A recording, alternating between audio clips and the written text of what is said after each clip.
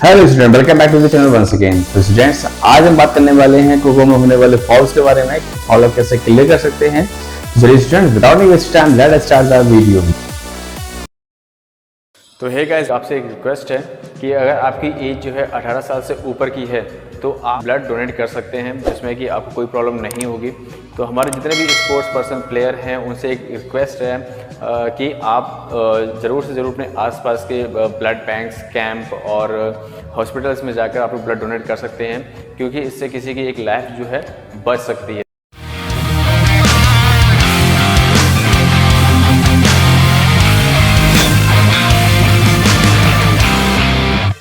तो students, video को start करने से पहले कुछ बेसिक चीजें मैं आपको बता दूं खो खो से रिलेटेड।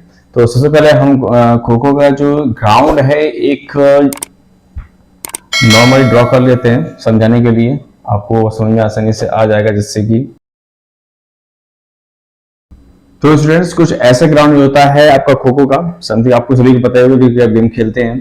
तो इसमें से एक कमेंट आया है कि फाउल कैसे क्लियर करें।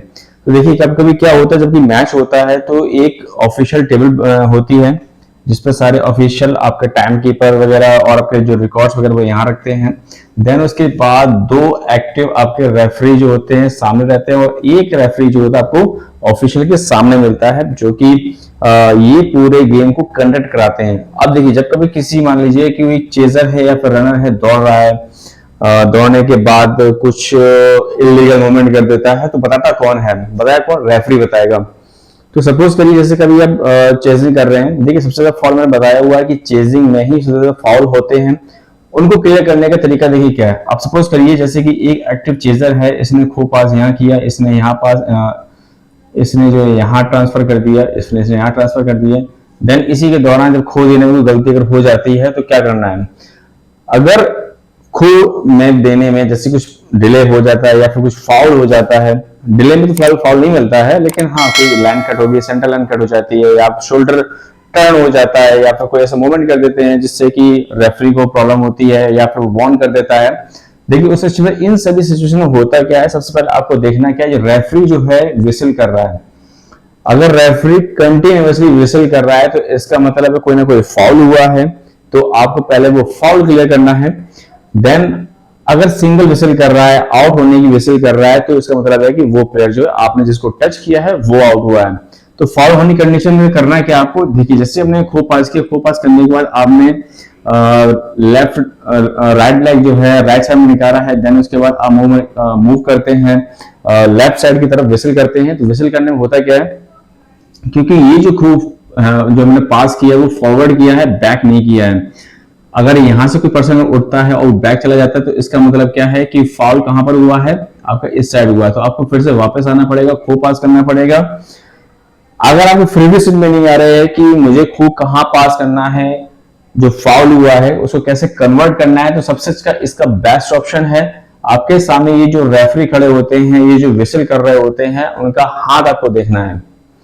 तो ध्यान रखिएगा, इससे जब कभी कोई भी फाउल हो आपको कुछ नहीं करना है, सिंपल आपको रेफरी को देखना है। रेफरी के जिस साइड को हैंड का डायरेक्शन दे रहा है, फाउल हुआ है, तो आपको बस वहीं सिंपली खो पास कर देना है, दैट्स इट। और उसमें कुछ भी नहीं करना है, आपको दिमाग भी नहीं लगाना है, ना लगाने की जरूरत है। बस सिंपली आपको वहां जाके खो पास कर देना है।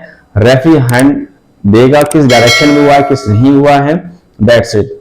और एक चीज, जब रेफरी कभी कोई फाउल देता है, फाउल देने का मतलब होता है जैसे कि अगर हैंड क्रॉस करता है, सेंटर लाइन कट का इशारा होता है, शोल्डर का तरफ इशारा करता है कि शोल्डर टर्न हुआ है, कि लेग से फाउल हुआ है। तो देखिए, इसमें इन सब करना क्या, इन सब तो कुछ मतलब नहीं होता है। अभी ये गेम खेल रहे होते, सिर्फ इतना ध्यान देना है कि फाउल कौन सा हुआ है, दैट्स इट। वैसे इन सब रूलों का बहुत ज्यादा इंपॉर्टेंट होता है, लेकिन अभी जब आप गेम खेल रहे होते हैं, जब आप बिगिनर्स होते हैं, सीख रहे होते हैं, तो सिंपली आपको बस इन रेफरियों पर ध्यान देना है। जो तीन पूरे गेम को खिलाते हैं, इन पर आपको ज्यादा फोकस करना है, क्योंकि यही पूरा गेम खिलाते हैं।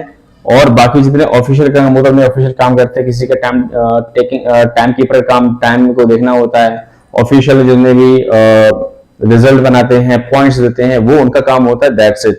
सिंपल आपको क्या, आपको फाउल क्लियर करना है तो अपने रेफरी के हैंड्स को देखिए, वो किधर हैंड का इशारा कर रहे हैं, किस तरफ फाउल हुआ है, सिंपली आपको वही फोकस करना है, दैट्स इट। जिधर भी वो हाथ का इशारा करे आपको बस सिंपली वहीं जाके आपको फाउल वहीं आपको खोद दे देना है। सिंपल सी छोटी चीज है, बाकी अब किसी में कोई दिमाग लगाना है वो किधर है, क्या हुआ क्या नहीं हुआ, आपस में पूछने डिस्कस करने से अच्छा है कि आप सामने वाले को देखिए, जो आपका रेफरी खड़ा हुआ वो किधर इशारा कर रहा है। तो आई होप आपको समझ में आ गया होगा कि जब आपको फाउल क्लियर करना होगा तो कैसे क्लियर करना है। That's it. So I hope students video अच्छी लगी हो तो लाइक एंड सब्सक्राइब जरूर कीजिएगा। साथ ही साथ कोई कमेंट अगर है किसी चीज को लेकर तो आप कमेंट सेक्शन में कमेंट कर सकते हैं, जिसका रिप्लाई आपको दिया जाएगा। Thank you students.